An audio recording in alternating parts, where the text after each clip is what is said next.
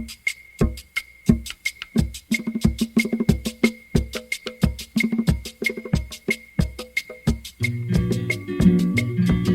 la tierra es un tamborcito de barro, juntemos todas las manos hermanadas en un son. Muy buenos días, queremos darles la bienvenida a este nuevo seminario y a este encuentro de saberes y tejido entre todos los latinoamericanos. Les damos un fuerte abrazo de bienvenida.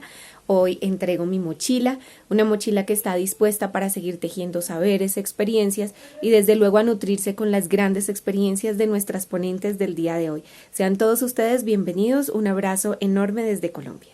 Muy bien, así que la red Chisua da un emotivo saludo a todos los que están aquí, a nuestros estudiantes que están ingresando en el mundo de la pedagogía y a todos los egresados, que orgullosamente maestros egresados de la distrital, y a nuestros compañeros que nos visitan desde diferentes lugares, maestra Rosa Liliana, maestra Marcela, qué maravilla.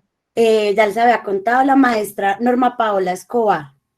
La maestra De Norma hecho, Paola es licenciada en Pedagogía Infantil de la Universidad Distrital Francisco José de Caldas, es docente de la institución educativa distrital Santa Marta del grado Transición y es maestra investigadora de la red Chisua y hoy nos presenta su trabajo Saberes Ancestrales, una propuesta desde la imaginación y la recursividad. No sé si la profe Norma ya... Aquí estoy. Hola Karen, ¿cómo estás? Buenas tardes, muchísimas gracias. Hola compañera. Muy buenas tardes. Hola compañeras.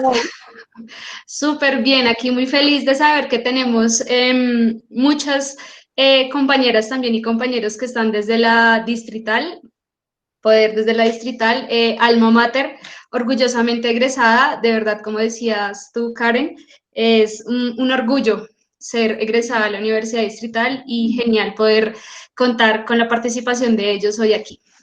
Entonces voy a presentarla. ¿La logran ver? Lista. Perfecto. ¿Listo? Perfecto. Bueno, buenas tardes para todos. Como ya me presentaron, mi nombre es Norma Paola Escobar Díaz, orgullosamente licenciada de la Universidad Distrital Francisco José de Caldas, licenciada en Pedagogía Infantil desde el 2013. Actualmente soy docente del Colegio Santa Marta, la localidad Quinta de Usme, en el curso Transición. Bueno, mi apuesta al día de hoy va desde la serie audiovisual Viajemos por Colombia desde casa, Saberes Ancestrales, una propuesta desde la imaginación y la recursividad.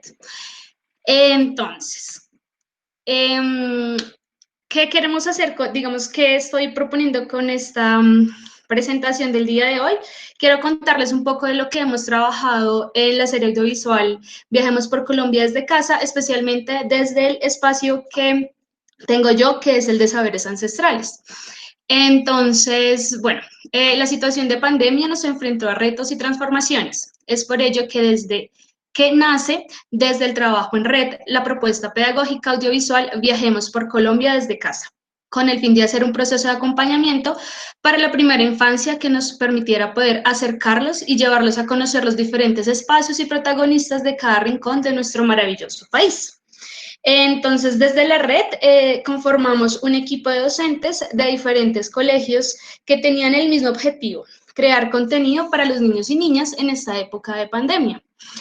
Pues que claramente a todos nos llegó así de un momento a otro y nos dejó como un poco choqueados en el sentido de que todos tenemos claro que hacer nuestra práctica pedagógica en el aula, pero el tener una situación como esta hace que como que todo ese proceso tenga un reseteo, pues, y se transforme.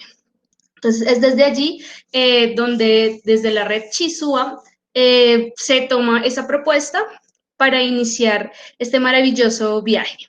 Dentro de la serie se han establecido diferentes secciones. Como pueden ver, cada una de las secciones, pues estas son todas las que tenemos en el programa. Cada una tiene su protagonista, que es una de las profes que también quien acompaña a alguno de sus hijos, puede ser familiares, porque son los niños y niñas también que crean este contenido en compañía de nosotros. como se puede observar, cada una tiene su emoji, que es como en el que se identifica dentro del programa. Tenemos también una sección que es la de actividades de nuestros compañeros, donde se permite a los niños y niñas que observan y que están al día con la serie, poder participar desde las creaciones que ellos hacen, les pueden enviar a los diferentes correos para poder presentarlas en los siguientes episodios que se tienen. En el que yo participo es en el de saberes ancestrales. En la construcción de esta sección la comparto con la profe Ruth Mariela Tobar Liberato y su familia, orgullosos campesinos de la ruralidad de Usme, a quienes también agradezco porque han sido mis guías en este proceso del reconocimiento del valor y la sabiduría tradicional y cultural. Entonces, ¿qué hemos hecho? Entre las dos, pues digamos, la profe Ruth Mariela y yo, pero ella obviamente está con su familia, ella desde la ruralidad de Usme y yo también desde Usme, pero no es de la ruralidad, hemos intentado traer a los niños y niñas todo ese saber ancestral y todo ese saber cultural que tienen todas las poblaciones a las que viajamos por Colombia desde casa y tratamos de hacerlas llegar de una manera alternativa. Entonces, ¿por qué hablar de saberes ancestrales para niños y niñas y en especial para este programa? Pues para hacer un reconocimiento del saber propio del territorio, de las vivencias y arraigos culturales dentro de la localidad de Usme, en especial pues porque es donde nos encontramos con la profe Mariela, ella obviamente desde su experiencia, pero también desde cada lugar al que viajamos por Colombia desde casa. Entonces, este reconocimiento de la ruralidad de Usme también nos ha permitido llevar a través de las experiencias de parte de este ejercicio, pero también nos ha permitido hacer investigación.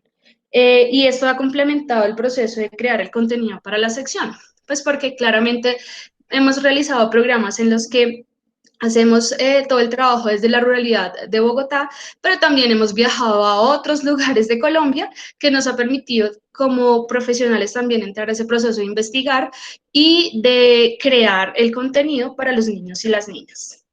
Desde mi apuesta, la propuesta es desde la imaginación y la recursividad, porque para mí, digamos que esto ha sido un reto grandísimo, el crear contenido, digamos que hace, pues para niños y niñas hace que se tenga un reto aún más, pues porque los niños y niñas necesitan de una manera muy sólida el conocimiento o lo que se les quiera mostrar y pues digamos que crear ese contenido ha sido todo un reto.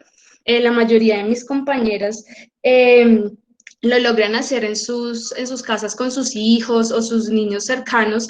En lo personal no tengo ningún niño cercano aquí, entonces digamos que para mí fue como un gran reto pensar cómo voy a hacer como profe, como docente, como digamos participante en este maravilloso proyecto para hacer llegar una información o un contenido maravilloso a los niños, pero que realmente para ellos sea interesante. Entonces, pues me llevó a utilizar diferentes elementos que tenía ya en casa y transformarlos, pues para ello. Y también buscar herramientas tecnológicas que me han permitido encontrar y como buscar toda esa parte maravillosa que tiene esta nueva época de estar en casa, que es también el uso de las tecnologías a favor de la pedagogía y del estar en casa, pero también desde el llegar a los niños y niñas, digamos que es el caso como tal de nuestra serie. Entonces fue como una búsqueda súper rigurosa para poder generar contenido de calidad y que sea pertinente. Entonces en las imágenes podemos ver, está la primera imagen, que es este muñequito lo creé en la universidad. Entonces fue maravilloso poder sacarlo y decir como, wow, o sea, tengo que hacer algo para que los niños y niñas entiendan. Digamos que en ese momento era un programa sobre la ruana, entonces yo era como, ¿cómo voy a hacer para contarles a los niños características de la ruana? Entonces ese fue uno de los programas. También logré encontrar la herramienta Stop Motion, que es con la que se genera un contenido bastante interesante que le permite a quien lo utiliza generar un video maravilloso dependiendo de lo que quiera y con los elementos que quiera, con recortes, con objetos, con juguetes, con lo que tenga a la mano. Entonces, esa ha sido una herramienta que ha estado muy cerquita a mí, que es, digamos, con la que he podido contar.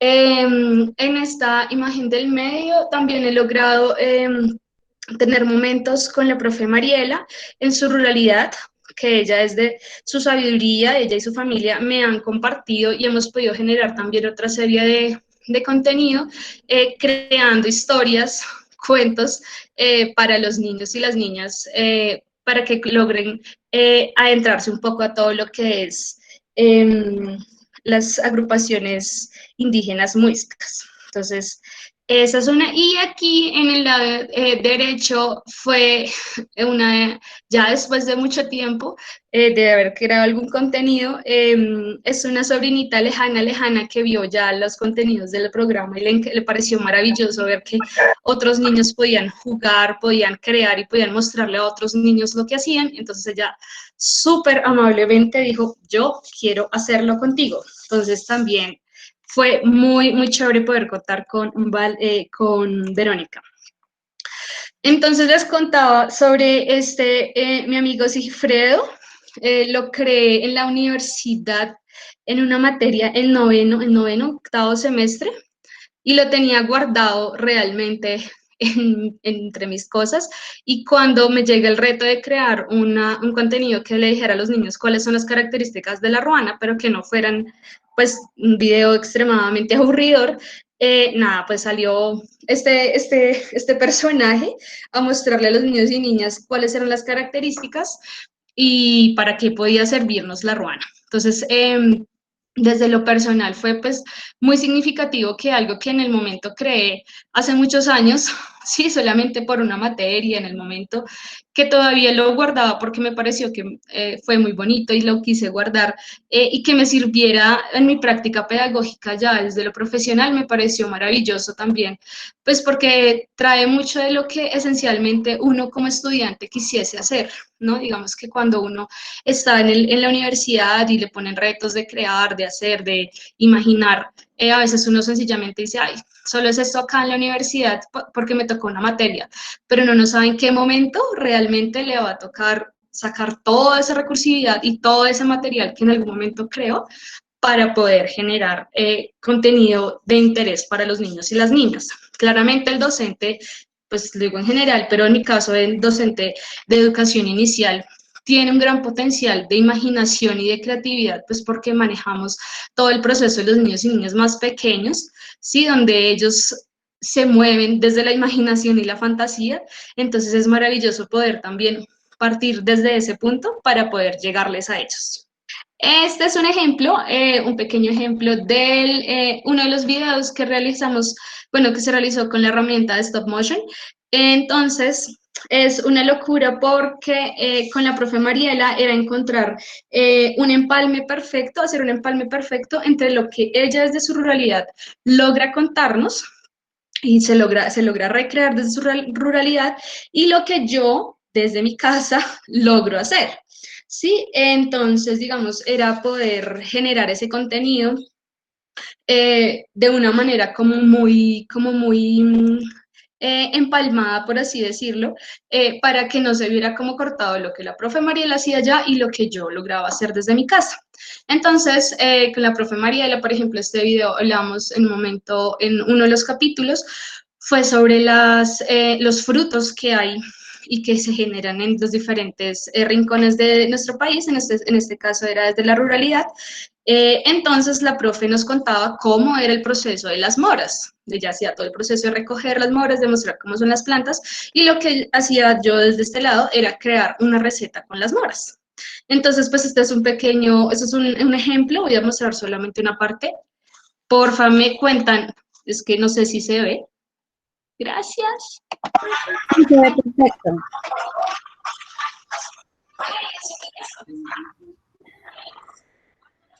El audio es el que está un poquito. ¿Se pausa? Sí, o sea, ¿Se no, sí, pausa no, el audio? Es que sí. siempre es ahí como complicado, ¿verdad?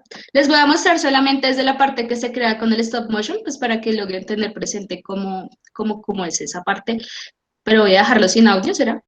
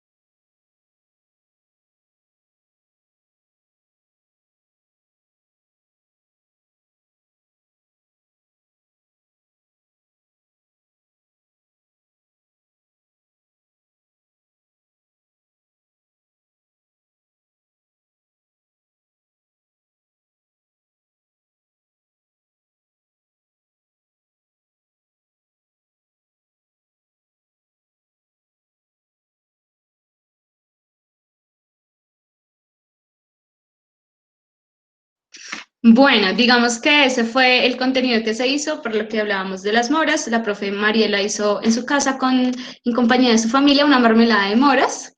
Y lo que hicimos fue que con la mermelada, ¿qué se podía hacer? Entonces creamos ese, esa deliciosa ensalada de frutas a la mora. Entonces se han creado diferentes contenidos, no solamente el que les acabo de mostrar, sino han sido varios en los que se ha tenido la posibilidad de tener esa posibilidad de recursividad y de imaginación, donde esa es la ventaja maravillosa de este programa, en el que se puede buscar la forma más creativa de llegarle a los niños y las niñas para algún lugar de Colombia al que vayamos a viajar. Desde la red Chisúa ha sido maravilloso poder generar este contenido, pues porque ha sido un proceso de red, de trabajar entre todas, de sentarnos a organizar proceso, no solamente es como, ay, vamos a hacer tal cosa y ya cada una hace, sino es organizado, se hace un proceso de crear un guión, de crear el contenido, hay un proceso de edición que es bastante fuerte porque tienen que coger todo lo que cada una de las profes creamos pues para que quede perfecto, y también es el proceso de que como tal se ha transmitido desde la plataforma de YouTube. Entonces, es maravilloso, estoy completamente agradecida con la red. Actualmente estamos generando otro tipo de contenido donde también no solamente queremos viajar por Colombia, sino queremos viajar por Latinoamérica, donde también otros profes de otros países, de otras latitudes, pueden mostrar a nuestros niños qué significa ser profe o qué significa ser una persona de Argentina, de México, de tantos lugares que son maravillosos, a los cuales también desde acá, desde Colombia, podemos llevarlos a viajar. Entonces, nosotros seguiremos viajando, tejiendo y creando en red en pro de los niños y las niñas desde casa. Entonces, pues esa es mi experiencia, quería comentarla, quería que la conocieran desde los retos que tenemos como docentes, desde el reto que tenemos de llegar a los niños y las niñas de diferentes formas. A veces como que nos cerramos un poco al que tiene que ser exactamente lo que el currículo me pide o lo que sencillamente el colegio me está solicitando. Y pues nada, a veces en estos momentos como el de la pandemia que nos agarró de un momento a otro y quedamos todos como en shock, se crean muchísimos elementos maravillosos que nos lleva también como profe a comentar lo que se ha hecho, lo que se quiere. Entonces, pues es esa mi propuesta que quería comentarles a todos. Muchísimas gracias y pues nada, aquí estoy para cualquier inquietud. Profe Norma, muchísimas gracias. Debo decir que yo fui una de las maestras motivadas por tu trabajo, porque tú fuiste la primera persona que me inspiró a hacer stop motion y ha sido un aprendizaje precisamente en red. Y qué bonito ver cómo has afianzado todo eso que hemos ido aprendiendo ahí en Viajemos por Colombia desde casa. Les recordamos a todas las personas que nos acompañan el día de hoy que pueden preguntarle a la profe Norma cualquier cosa sobre su proyecto, cualquier inquietud, felicitarla en el chat, que nos dejen sus nombres y el lugar desde donde nos acompañan. Profe Norma, dime. ¿Qué quieres decirnos alguna otra cosa, lo que ha significado esto? Pues sí, realmente digamos que ha significado una transformación personal desde el recurso. Para trabajar con los niños y las niñas. He logrado también, desde el mismo recurso que he creado desde Stop Motion, crear otros contenidos para los niños con los que estoy trabajando, pero también he logrado transformar un poco mi pensamiento en el sentido de cómo hacer llegar a los niños y las niñas tantas cosas que a veces queremos y lo hacemos como desde el aula, pero también hay tantas herramientas como también la que la profe Karen nos ha mostrado con los podcasts. En el colegio realmente nosotras, de donde estoy, hay emisora escolar y estamos generando contenido desde la emisora, algo parecido a los podcasts, también desde el lograr resaltar todas las características que tiene nuestro maravilloso país, en especial en este mes de octubre. Estamos haciendo una serie de programas radiales en modo de la resistencia indígena, tratando de reivindicar un poco y de transformar lo que es el 12 de octubre. Entonces, y es un programa hecho por los niños, digamos que obviamente motivado por nosotros los profes y pues obviamente con el permiso y la motivación también de los padres, pero es generado por los niños. Entonces, digamos que en el colegio ha sido también muy bonito esa parte, y pues porque a veces lo tecnológico a uno le da como susto un poquito, pero eso ha sido lo maravilloso de la cuarentena, ¿no? Tener esa forma de explorar diferentes herramientas que nos permite como que llegar a los niños de diferentes formas. Todo es diferente. En el chat, la maestra Rosa María Medina dice: maravillosa iniciativa, los jóvenes docentes con su creatividad salvan la tradición, la hacen interesante y cercana. Felicidades. También nos acompaña el maestro James Reinet Garavito. Buenas tardes, gracias por el conocimiento.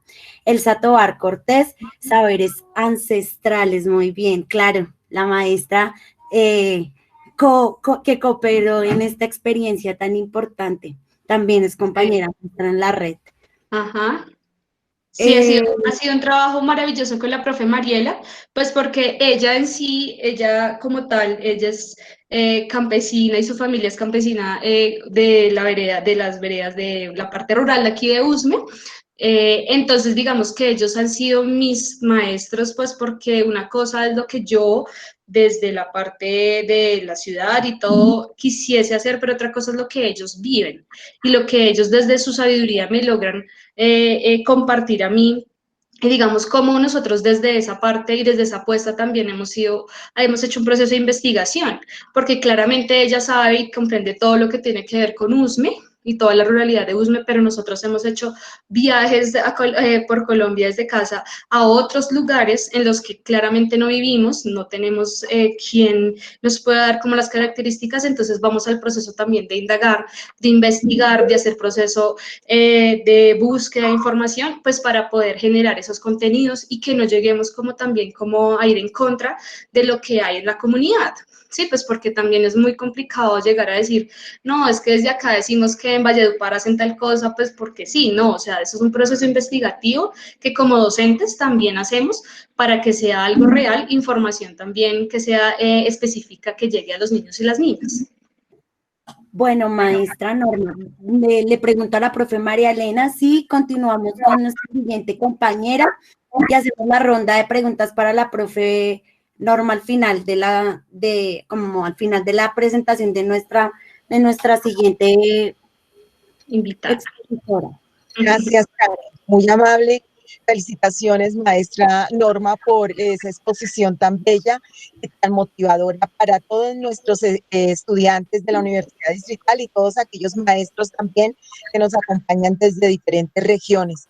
Maestros desde México, desde Argentina, desde Cuba, desde Uruguay, desde Brasil, de otros lugares de Colombia que nos están acompañando el día de hoy, motivando al uso de las TIC, y no sabemos cómo iniciamos el año entrante, entonces a pensarnos ese trabajo pedagógico desde el uso de gran cantidad de insumos que pueden hacer mucho más interactivo el ejercicio. Muchas gracias. Desde la serie Viajemos por Colombia vamos a pasar entonces a una maestra, a una reflexión desde la praxeología y también con una maestra de la red Chisua. Y para ello, pues, la maestra Nidia Cristina Martínez, quien nos acompaña en este momento y quien es nuestra siguiente expositora, ya nos contará también en qué consiste su reflexión el día de hoy. Pero invitarlos también a que encuentren la serie Viajemos por Colombia en los diferentes canales de la red. Listo. Yo no sé si están viendo la pantalla. ¿Me dirían, por favor? ¿Me dicen? Sí, sí se está viendo, profe. Ok, muchas gracias, muy amables. Bueno, en este orden de ideas, entonces invitamos a todos los asistentes, por favor, a que lean, a que utilicen el chat para que hagan reflexiones con respecto a la exposición anterior, la de la profesora Norma Paola Escobar, con su propuesta Saberes Ancestrales, una propuesta desde la imaginación y la recursividad, hablando de la serie que la red Chisua y otras redes están emitiendo desde la misma semana en que se ingresó a este fenómeno de confinamiento. Vamos entonces a darle paso a la maestra Nidia Cristina Martínez Venegas. Ella, maestra también de la red Chisua, entonces va a hablarnos de la cuarentena, una apuesta praxeológica. Licenciada en Educación Preescolar de la Universidad Pedagógica Nacional. Magíster en Educación de la Pontificia Universidad Javeriana. Especialista en Multimedia Educativa de la Fundación de los Libertadores. Docente de la Educación Inicial IED República de Panamá. Docente universitaria de la Corporación Universitaria Minuto de Dios, maestra investigadora de la red Chisua. Entonces, maestra Nidia, bienvenida con su reflexión, la cuarentena, una apuesta praxeológica. Y para finalizar, entonces, invitamos a todos a que dejen sus preguntas en el chat para seguir conversando. Bueno, buenas tardes para todos. Qué alegría volverlos a ver, volverlos a encontrar. Gracias a la red, gracias a todos los compañeros, a los compas, como decimos en Viajemos por Colombia desde casa. Les quiero, pues, hoy compartir una reflexión alrededor de la cuarentena, una apuesta praxeológica. La cuarentena, una apuesta praxeológica. Mamá de Matthew y Juan, soy mamá de Matthew y Juan, un niño de 5 años, y de Juan Camilo Sáenz, un adolescente de 15. Soy maestra investigadora gracias a la red Chisua que me dio la oportunidad. Soy maestra universitaria de Uniminuto y también hago parte del distrito aquí en Bogotá del Colegio República de Panamá. La cuarentena, una apuesta praxeológica, surge en el contexto universitario alrededor de la pandemia con estudiantes de pregrado. Entonces, yo soy maestra de la Facultad de Educación y el semestre pasado acompañé las asignaturas o los espacios académicos de historia de la pedagogía, modelos pedagógicos, didáctica y evaluación, y acompañé también teoría y diseño curricular e identidad del maestro. Alrededor de lo que sucedió en la pandemia, quiero contarles primero qué se entiende por praxeología. De pronto para algunos es un tema que ya lo reconocen, para otros es nuevo, para otros les resuena. La praxeología ha sido mirada desde todo el tema de la filosofía y las sociales, pensándose en que es la conjunción de la teoría y la práctica, lo que muchos han llamado la praxis. Sin embargo, en Uniminuto existe un pensador colombiano y un pedagogo que se llama Carlos Julião, establece para Uniminuto la praxeología como un modelo educativo, ¿sí? Como hacemos parte de un sistema, entonces él plantea este modelo educativo dado desde una mirada sociocrítica, cómo el maestro debe pensarse en ese ejercicio frente a la práctica docente. Nos presenta también la praxeología como una visión, y definitivamente yo llevo allí en la universidad 9 años y a mí ese tema de la praxeología me ha marcado. Para mí es un estilo de vida porque me permite constantemente reflexionarme de cómo yo me observo en esa práctica docente, con niños grandes, con niños pequeños, con todas las poblaciones. Él nos habla que la praxeología puede llegar a tomarse como una utopía y es un marco integrador de la formación. ¿Por qué una utopía? Porque digamos que rompe con el esquema tradicional en la educación superior de que el maestro es el que llena el tablero y establece todo el sílabus de lo que se debe trabajar, enseñar, y los estudiantes no tienen ningún tipo de participación. Por eso es muy difícil, desde la Facultad de Educación lo hemos ido trabajando, pero para el resto de las carreras a veces no es tan fácil ese tema de la praxeología, porque nos implica necesariamente a nosotros pensarnos en ese ejercicio como maestros, como seres humanos que permanentemente estamos en construcción. El padre, bueno, ya no es padre, pero y Carlos Julião, perdón, él propone para ese enfoque praxeológico 4 fases, ¿sí? Establece la fase del ver, la fase del juzgar, la fase del actuar y la fase de la evolución creativa. En la fase del ver, él nos plantea todo este modelo, lo establece como un método donde de alguna manera no hay un punto de partida. Él establece esas 4 fases, pero no significa que necesariamente yo tenga que empezar por el ver. Después, más adelante, creo que les hablaré que ese enfoque tiene esa mirada desde la investigación, porque nos implica observar, nos implica poder, ese ver nos hace pensar en esa exploración, en ese análisis, en esa síntesis de la práctica pedagógica, en el desarrollo de cada una de los seminarios o de los espacios que compartimos con los chicos. En la fase del juzgar, busca generar una reacción ante una situación, entonces se elaboran hipótesis, se leen materiales, recursos que nos permitan a nosotros complementar esa mirada de lo que vemos, de esa lectura situada o esa lectura de la realidad que podemos hacer. Es preguntarnos dentro de ese juzgar qué podemos hacer con eso que yo observo, pero darle fuerza desde lo teórico, darle fuerza desde algunos autores, desde pronto de lo que, desde esa generación de hipótesis, ¿qué puedo yo también pensar? Está también el actuar, y el actuar es nos responde a un ejercicio pragmático de qué podemos hacer en concreto, es decir, qué acciones podemos establecer para ir transformando esa lectura de la realidad que realizo.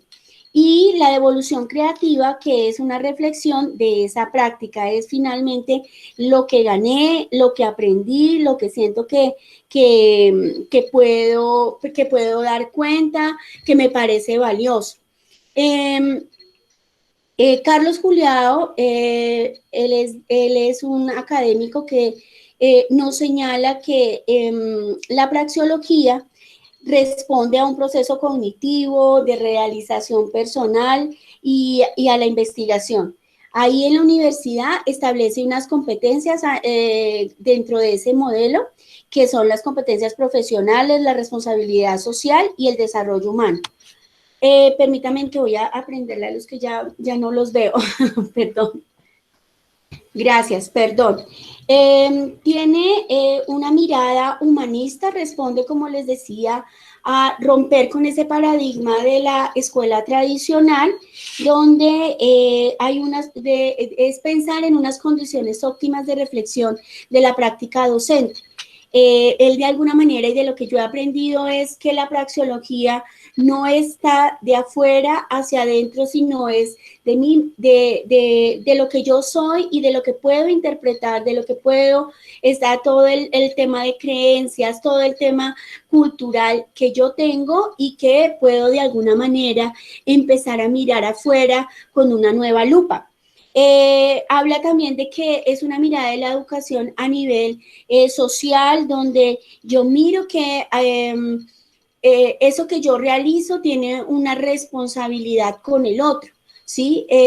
Sean mis estudiantes, sean los pares, pero yo como maestro me leo dentro de ese ejercicio. Y hay una mirada dialéctica que tiene que ver con un enfoque en esas relaciones de construcción con el par, con el otro.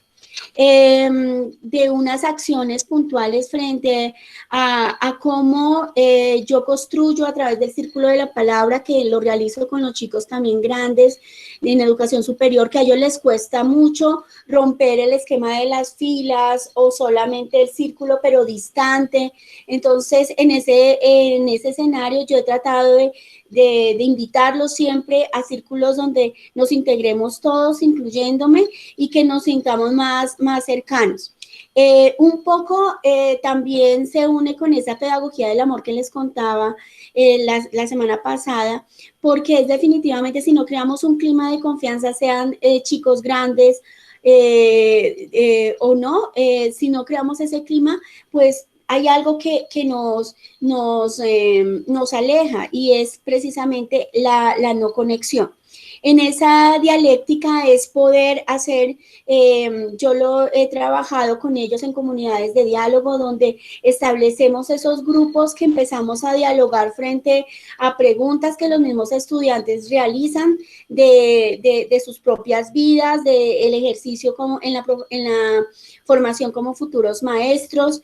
Es vernos también en esa dialéctica desde la dimensión liberadora, en una pedagogía pues humanista, donde ellos son protagonistas del aula, donde ellos se conciben ahí como importantes, como válidos dentro de la misma dinámica del aula en educación superior. También dentro de esta praxeología, él nos habla de 3 dimensiones, de la dimensión intrapersonal, interpersonal y social. y definitivamente es una mirada integral de ser humano. No podemos segmentarlos, o sea, nosotros podemos dar nuestras clases, pero si no logramos contemplar a ese sujeto que sigue en formación, no porque sea de 18, de 17, de 20, 27, que son de las poblaciones que nos llegan a las universidades, ya solamente le voy a dar una información, sino es lograr impactarlos también alrededor de lo que ellos son, porque van a ser maestros de otras personas, y si no logramos romper con esa idea de que el maestro es el que domina el saber y que los otros no saben, pues no vamos a lograr realmente transformar otros espacios, otros escenarios en la misma sociedad. El padre Carlos Juliao, bueno, ya no es padre, perdón, él nos dice que hay unos componentes dentro de esa praxeología y habla de 8 pedagogías. Habla de la pedagogía de la unicidad y de la responsabilidad. Allí yo descubro ese término y me parece tan importante porque definitivamente no hay otro como yo, ¿sí? Así yo les digo a los estudiantes, así ustedes sean de la misma familia, no logran concebir la vida ni las relaciones de la misma manera que el otro. Cada uno tenemos unas maneras propias.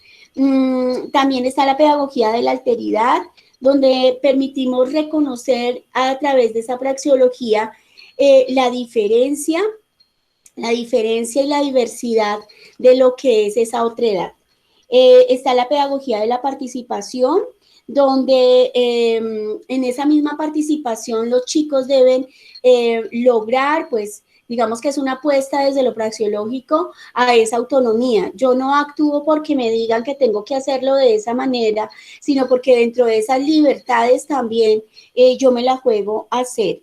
Está la pedagogía de la participación, donde alrededor de esa participación yo genero comunidad, y genero comunidad desde unos intereses propios, desde un sentido, desde lo que nos une alrededor de un aspecto común.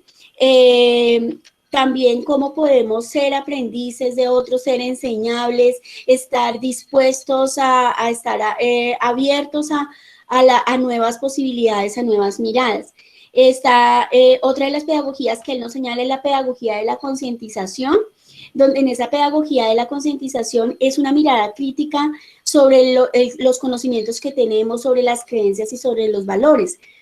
Ahorita les muestro en el ejercicio que he hecho con los chicos frente a la cuarentena, cómo esa mirada no está dada desde, ay, estoy viviendo esto y no me lo pienso, no hago conciencia. El ejercicio que hicimos, pero no se los iba a decir todavía, era de que estamos conscientes de que estamos aquí, de que estamos presentes en este escenario, en este seminario, pero hacemos conscientes de que tenemos un rostro, que tenemos una propia historia, que tenemos unas propias maneras de abordar la vida. Está la pedagogía del dominio y la autoevaluación. Entonces, dentro de ese ejercicio de la autonomía, yo cómo me reconozco también en evaluar mi poder, reconocer lo que estoy haciendo, lo que puedo mejorar, y que este mundo necesita manos y personas que puedan de alguna manera actuar a favor también de lo que se está haciendo. Está la pedagogía de la cooperación y la democracia. Entonces allí él nos habla de la importancia de ese aprendizaje virtual, de ese aprendizaje presencial y de otras pedagogías que nazcan o emerjan de esas relaciones que allí se den. Está la pedagogía integral y reflexiva. Entonces allí él nos habla de la importancia del aprendizaje significativo, que lo que veamos en el aula le diga algo al otro, ¿sí? ¿Qué pasa en nuestra propia historia personal de educación? A veces fuimos, por ejemplo, reconocidos o tuvimos el primer puesto, pero si nos preguntan de algo básico, no lo sabemos porque lo hicimos y lo estudiamos solo para el momento. Entonces, realmente que esos aprendizajes de alguna manera nos transversalicen como seres humanos, como sujetos pensantes, como sujetos que pensamos, que sentimos y que podemos reflexionarnos dentro de este ejercicio. Matthew Lipman dice, él es un filósofo inglés y nos dice que las ideas no se dan por decreto, ¿sí? Las ideas se dan alrededor de eso situado que podemos nosotros reflexionar. Nos habla de esa pedagogía reflexiva dada desde el saber ser, desde el saber y desde el saber convivir y desde saber vivir juntos. También pues habla de la pedagogía de la inclusión, donde está el carácter único de que cada sujeto aprende a su propio ritmo, en su propio estilo, y cómo nosotros hacemos, somos garantes de ese derecho de todos, ¿sí? De que no hay otro como yo, pero eso no significa que la escuela, en la educación superior o en cualquiera de los niveles tengamos que hacer que piensen de una manera determinada. ¿Qué pasó en la cuarentena? Cuando en marzo surge toda esta situación, circulaban en las redes la zona de miedo, zona de aprendizaje y zona de crecimiento. Y yo dije, bueno, y eso sale ahí como, ¿a qué le temen en el coronavirus? Y entonces yo lo aproveché y lo retomé en el aula. Y hicimos con los chicos unas reflexiones que nos llevaron a primero reconocer, hacer un ejercicio autobiográfico de lo que los chicos estaban sintiendo en ese momento, de ver cómo ellos dentro de esa, compartir esos miedos que teníamos todos, tanto el maestro, eso todos hicimos pues lágrimas de todos nuestros temores frente a este coronavirus, al romper con las dinámicas que veníamos haciendo y viviendo. Eso se dio en un primer momento y realmente era como lograr que no se sintieran invadidos, sino ellos poder adentrarse en sí mismos y poder descubrir a qué le tememos y qué vamos a hacer con ese miedo. Entonces hablaban de los protocolos, hablaban del miedo de que los que tenían padres mayores, de los que tenían el novio o la novia y no podían ir a verlos, otros que se sentían el miedo a perder a la familia, que alguien se muriera, todos esos miedos existenciales que nos han hablado todos los filósofos frente a cómo asumimos esos proyectos de vida, esas trayectorias, eso que de pronto el tema de la incertidumbre no lo sabemos manejar, cómo lo podríamos manejar. En esa zona de miedo salieron cosas de verdad, de muy, muy íntimas, ¿sí? De los chicos frente a su propia existencia, frente a su propia, la idea de la muerte, la idea de quedarse sin trabajo, la idea de estar solos. Algunos chicos de aquí en la universidad vienen de otras regiones, de otros pueblos, entonces lo que le implicaba ir a sus casas o el no retorno porque no podían ir, porque no tenían recursos para volver. También hicimos dentro de esa misma mirada reflexiva donde se socializó, donde se vivió todo ese ver, todo ese juzgar, todo ese actuar y toda esa evolución creativa, esa zona de aprendizaje. Y hubo cosas muy lindas porque los estudiantes manifestaban, bueno, qué acciones, ahí yo les decía, qué acciones, así sean pequeñitas, podemos hacer para que ese microentorno llamado casa, que es el que estamos habitando en este momento, ese microentorno llamado cuerpo que estamos habitando en este momento, pueda sentir, romper con el miedo y hacer nuevas cosas. Entonces salieron cosas muy chéveres hicimos práctica con ellos de yoga, de baile, porque pues ellos nos tenían que contar esas microacciones, el de ser amable con el otro. A veces las tensiones entre las familias era muy alta. Yo creo que a todos nos ha pasado. Entonces, cómo en esa convivencia podíamos ir resolviendo con una palabra amable, con el silencio, a tiempo, ¿cierto? Hablábamos de no engancharnos, entonces yo les contaba a ellos frente al Ho'oponopono, frente a unas experiencias que les permitiera a ellos ir resolviendo esas situaciones que estaban viviendo en la casa. Y la zona de crecimiento es pues cómo se proyectan dentro de ese ejercicio En ese momento yo no pensaba nada de pospandemia, pero y lo que les presento es lo que de pronto alcancé a recoger, porque en algún momento dije, con esto puedo hacer algo, después contar algo, y pues lo estoy haciendo es acá. Es como lográbamos a través de esa zona de crecimiento proyectarnos frente a esos miedos que teníamos, frente a eso que fuimos ganando a lo largo del semestre, cómo podría yo transformar ese espacio vital que era la casa y ese espacio vital que era su propio cuerpo. Aquí retomo esa frase de Paulo Freire, que preciso estamos en Freire para siempre Freire. Cuando más pienso críticamente, rigurosamente, la práctica de la que participo o la práctica de otros, tanto más tengo la posibilidad, primero, de comprender la razón de ser de la propia práctica. Segundo, por eso mismo me voy volviendo capaz de tener una práctica mejor. Entonces, es podernos pensar que solo a través, en un artículo que tengo que se llama Pensar no es un lujo, es solo a través de hacer esa reflexión praxeológica, de revisarme, no de mirar al otro que está haciendo el otro bien o mal, sino mirarme yo cómo lo estoy haciendo y qué puedo hacer para mejorar. Mejorar, impactar a esa otredad, es que puede tener sentido también esa práctica docente.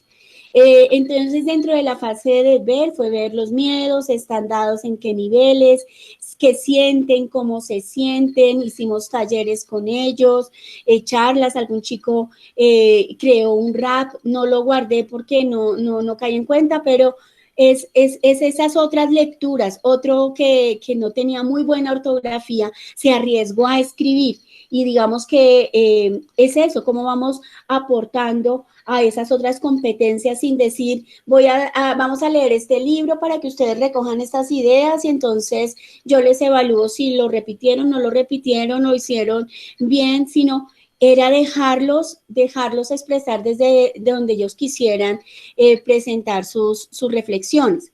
¿Qué hábitos tenían antes y cuáles aparecen como nuevos? Algunos pues obviamente no teníamos la práctica de hacer el ejercicio, la teníamos y ya en el confinamiento la dejamos. Entonces era como retomábamos esos hábitos frente a los otros espacios. ¿Qué lectura hacen de su realidad? Entonces, frente al espacio de la casa, ¿se sienten invadidos? ¿No? ¿Cómo están con los que vive o con los que están ahí en ese microterritorio? La zona de miedo anclada a la incertidumbre, y que definitivamente yo les decía, compartíamos con ellos que pues vivimos en un mundo de incertidumbre, nada tenemos por certeza, ¿cierto? Hoy estamos aquí, mañana no sabemos si estamos. Hoy tenemos las personas que se casan, eso no significa que todas vayan a ser felices. Bueno, cosas así, trascendentales, pero desde ahí era toda esa mirada de lo humano. ¿Qué es lo peor que puede vivir en este momento? Entonces salían de ellos pues la pérdida de algún ser querido, sí, pero también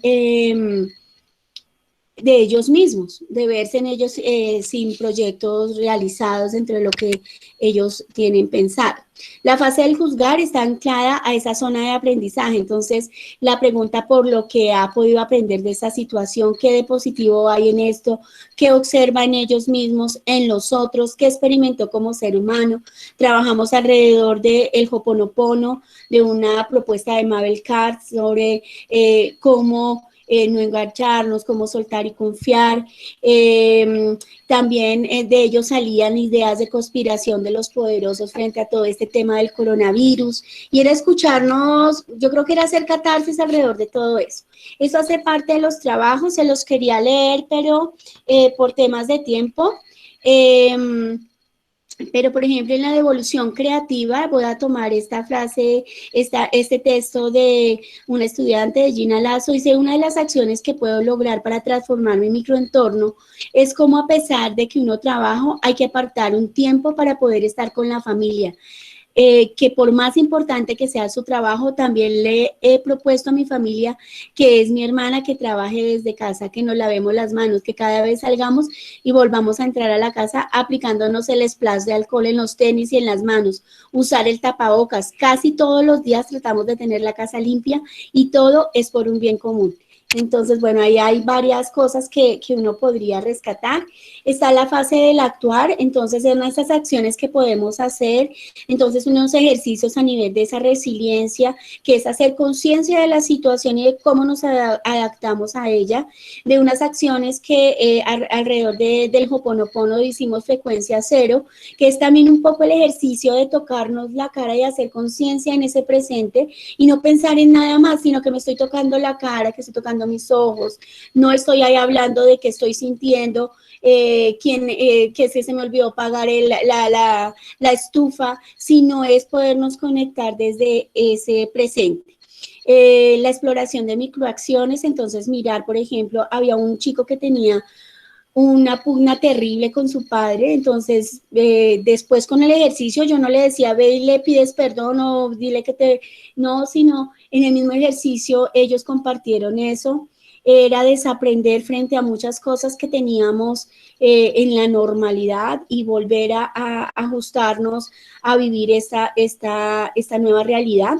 Hicimos también lista de la gratitud, entonces sobre qué cosas podían dar gracias, y una pues era precisamente vivir, y mirar pues un abanico de posibilidades desde los diferentes lenguajes que ellos podían presentar, y como lo dice Tonucci, es construir un proyecto de vida con los chicos. ¿Sí? Digamos que aunque era modelos pedagógicos, didáctica y evaluación, o teoría y diseño, identidad del maestro, podíamos irlos reflexionando en ese ejercicio de lo que somos.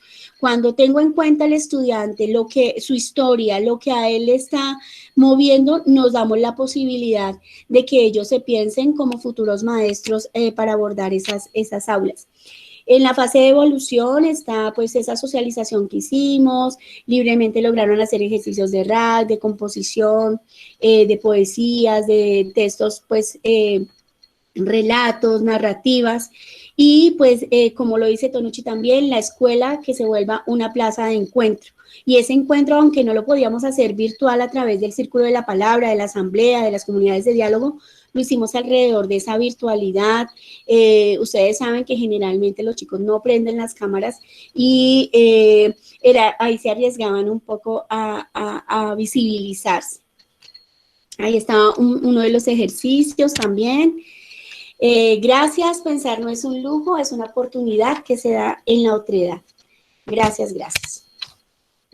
Muchísimas gracias, maestra Nidia. En el chat, la profesora Rosa Liliana Vargas te escribe que es muy relevante considerar la praxeología como modelo educativo, dando un marco integrador de formación, poniendo en juego ver, juzgar, actuar y la evolución creativa, tanto individual como grupal, respetando la pedagogía situada a partir de las emociones propias de la cuarentena. Gracias por compartir los saludos cordiales desde Argentina de la Red Comedia. Gracias, profe Rosa. Bueno, maestra María Elena, no sé si empezamos con el momento de las preguntas para nuestras dos invitadas del día de hoy. Sí, señora, así es. Entonces, vamos a empezar a conversar.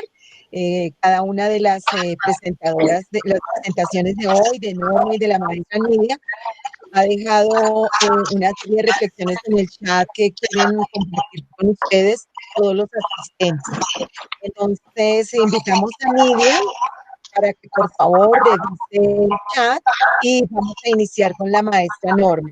Entonces, maestra Norma, hay una serie, primero muchas felicitaciones, además porque hemos visto cómo la serie se ha empoderado desde el distrito y el Ministerio de Educación, y más ahora que está pensándose a nivel latinoamericano. Es muy interesante esa apuesta y felicitamos a todas las personas que están de frente a la serie y también detrás de la serie, que no son visibles, pero que hay una cantidad de personas acompañando la realización de la misma. Entonces le hacen una pregunta. ¿Qué le implica a un maestro o maestra abordar desde la práctica pedagógica de sus procesos de enseñanza la interculturalidad y la ancestralidad? Una pregunta hecha por la maestra Ana. Bueno, muchísimas gracias.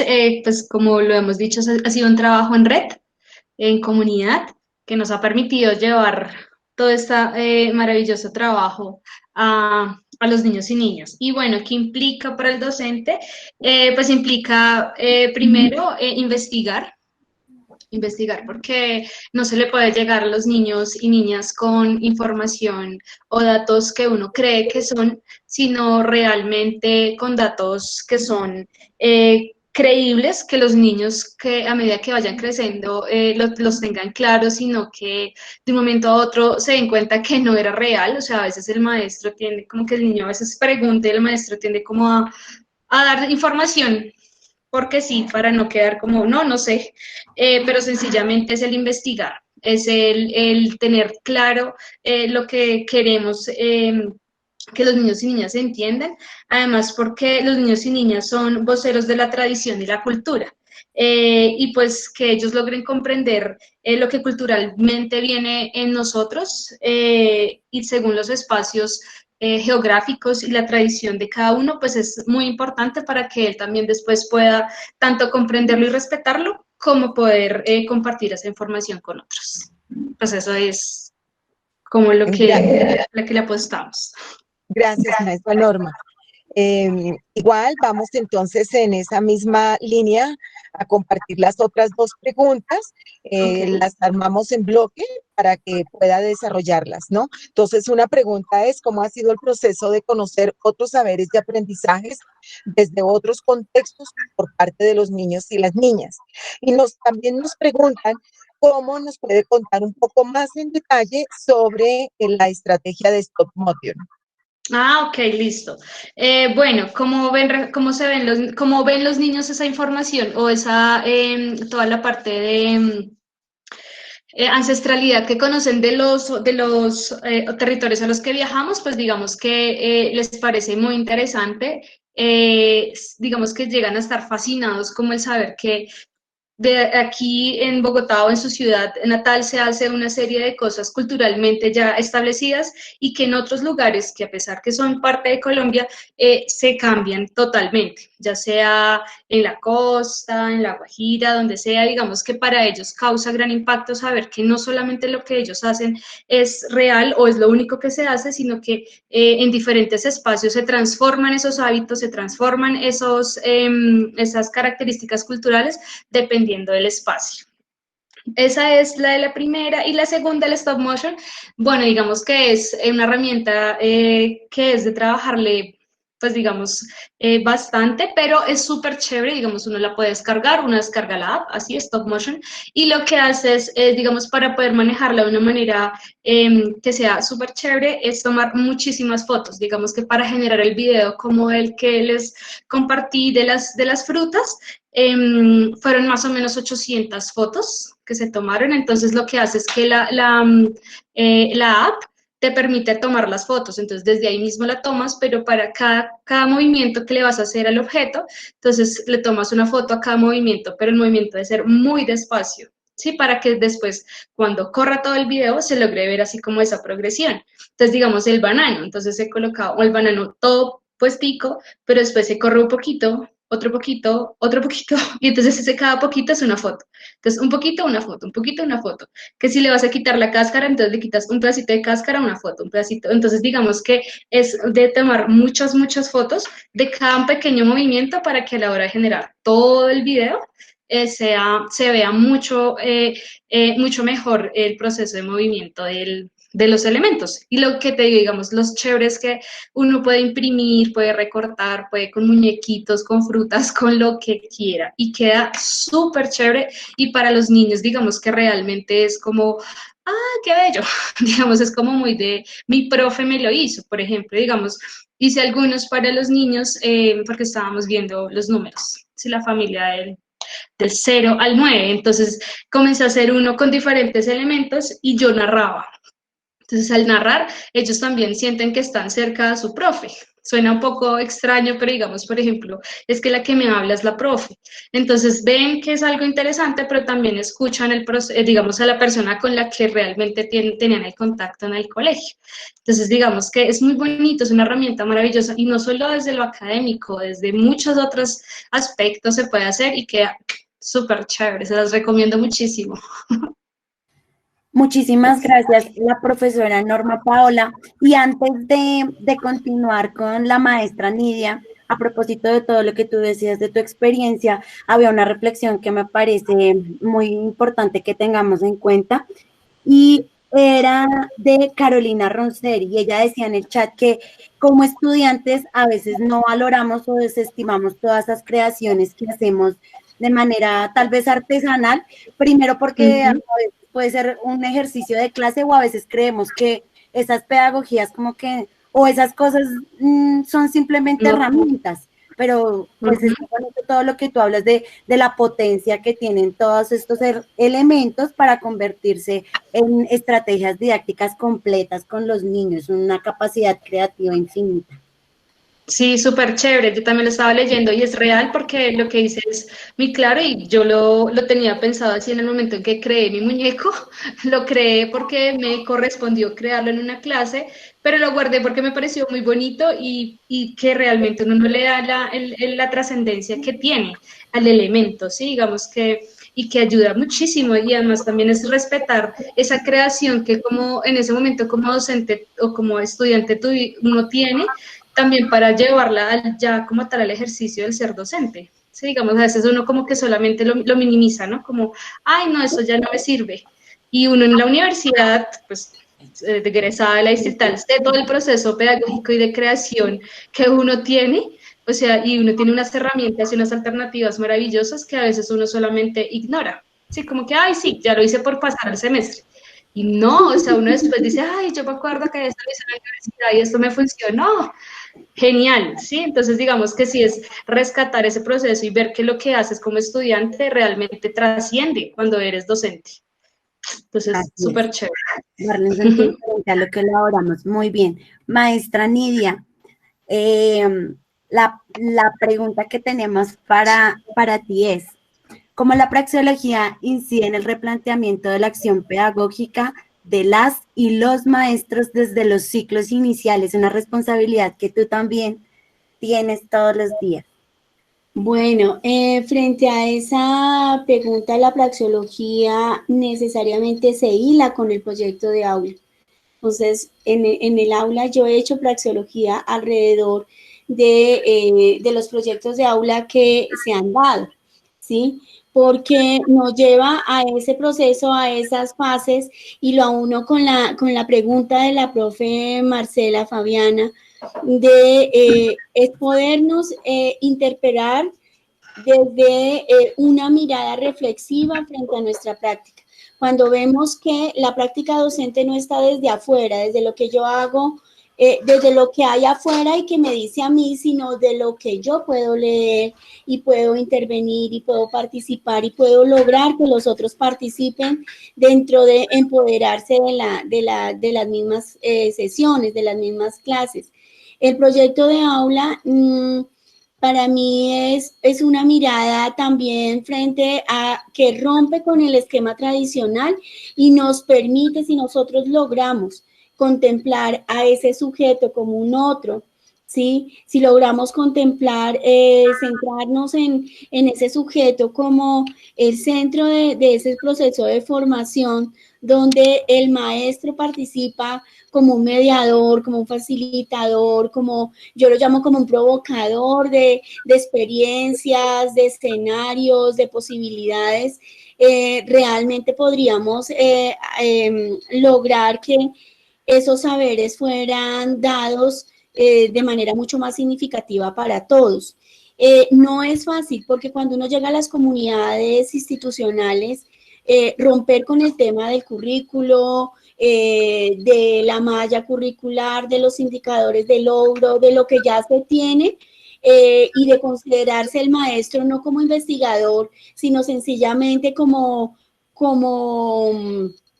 un trabajador no le permite pensarse en ese ejercicio de qué es lo que debe innovar, qué es lo que debe cambiar, cómo lo podría hacer, arriesgarse, ¿sí? Dentro de esas fases que nos propone la praxeología, dentro de la fase del actuar, no significa que todas las actividades que realicemos, wow, van a ser súper geniales, no, nos podemos equivocar, pero tener esa posibilidad de errar, de reírnos con los chicos, de poder decir, no, yo la embarré, no era este el camino, pero ustedes, ¿qué se les ocurre? Es empoderar a nuestros estudiantes. Y realmente con la praxeología yo he logrado esta ruta, ¿sí? A nivel de investigación, o sea, necesariamente debo verme, invitar a que los niños, a que los jóvenes se vean también en ese ejercicio, en esa mirada del juzgar, de que hay algo que soporta todo lo que hacemos, todo desde donde hay diferentes fuentes que van a soportar o fundamentar eso que estamos haciendo, y es poderlo compartir, poderlo hacer, poderlo descubrir, poderlo buscar. Y desde ahí se da esa capacidad de asombro de que, vea, esto lo habían dicho y yo no tenía ni idea. Yo me acuerdo mucho que mi hijo, el grande, que ahora es el de 15, cuando estaba pequeño me decía, mamá, ¿qué se han inventado para yo inventarme? Le dije, pues eso es lo que tú tienes que pensar, yo no tengo ni idea, porque no estoy pensando en qué no se ha hecho, ¿sí? Y es como le damos la posibilidad a los chicos de ese ejercicio, y es a través de la pregunta, a través de buscar experiencias que les permita a ellos, tanto pequeñitos como grandes como abuelos, encontrar esas nuevas respuestas que no están dadas desde el maestro, sino de ellos mismos. Profe, ¿tú no crees que de alguna forma, pues si bien la praxeología no solo se puede ver en el plano de la virtualidad, este ejercicio de aislamiento y estar en la situación que estamos, ha hecho que este tipo de prácticas tengan mayor potencia? Porque a veces cuando estamos en el trabajo del aula, cuando tenemos un grupo, los estudiantes van muy pegaditos de la mano de nosotros, sean estudiantes grandes o los más pequeños, pero esta situación hizo que nosotros fuéramos más bien gestores de unas dinámicas que se desarrollaron entre papás y entre hijos, y se tenían que pensar mucho más ellos cómo poder juzgar, cómo poder ver ese entorno, cómo poder interpretarlo ellos mismos, porque uno daba unas herramientas, pero ellos estaban allá como sin esa mamá, sin esa maestra que resulta siendo una mamá cuidadora de ese grupo y dirigiéndolos. Fueron más procesos de autogestión en medio de toda esta condición.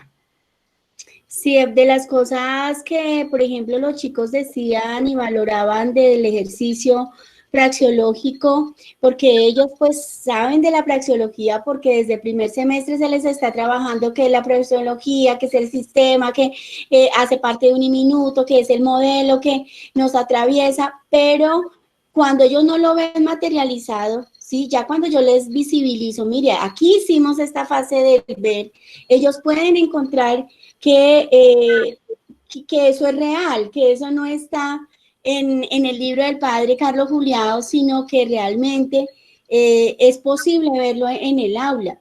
De las cosas lindas que ellos decían es que ninguno de los maestros había trabajado esa parte de la cuarentena, de cómo se sienten y cómo podemos hacer. Miren la importancia de cosas sencillas, de hacer acciones muy pequeñas, pero era transformar esos entornos que en algunos eran conflictivos, en otros los chicos, ay, a mí no me importa, yo peleo con mi mamá porque no hago tal oficio, pues allá ella. Entonces yo les contaba también con mi hijo aquí, que él ha tenido que aprender a hacer oficio, y entonces como que ellos se leían también en mi historia, porque era tejer alrededor de esas historias, tejer alrededor de esas relaciones que nos estaban implicando a todos. Así es, maestra. Maestra Nidia, muchísimas gracias. Un cierre que va acompañado de una gran felicitación a las personas que nos acompañaron hoy, también un agradecimiento por escuchar este diálogo donde intentamos compartir como iguales experiencias para replantear nuestras prácticas en el área, en el aula, que nos ponen a pensar de forma diferente la educación y compartiendo la mochila. Mi mochila es que Aquí está la mochila, Karen. Entonces, que este sea un espacio para compartir saberes, que sea un espacio para que desde toda Latinoamérica que nos han venido acompañando desde el mes de abril, sigamos en estos encuentros matutinos los días sábados en la mañana y en la tarde. Karen, tienes la palabra. Así es, maestra, recibo la mochila y también la entrego para que sigamos tejiendo saberes.